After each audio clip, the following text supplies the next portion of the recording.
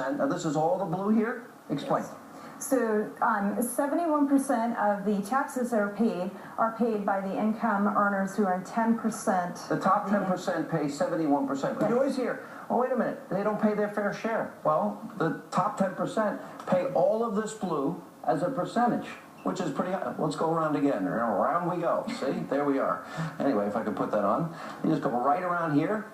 That's the top 10% and everything in between here. Okay. Now, then we have 20. Go explain the second part. This is the red here. So people who are in the who earn 10% to 50% of the income, they pay 27% of the taxes, and those who are in the bottom 50% of the so this is what the bottom 50%, because you always say, you know, income inequality, pay your fair share. The bottom 50% of wage earners pay this. I can almost fill it in one line. There you go. That's what they pay. All right, so let's move on. Now, you know, one of the questions that always come up, the percentage of Americans who pay no income tax. Now, this is a huge number because you're dealing with almost half the country that is paying zero, and many of those are also getting government benefits.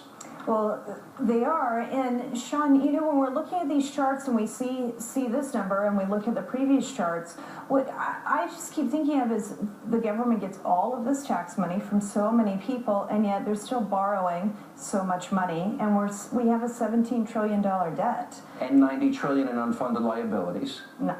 Yes. Explain what do you think the impact is? Because Barack Obama, when he was running for office, said that George Bush, $9 trillion in debt, was irresponsible and unpatriotic. He will himself accumulate more debt than every other president before him combined.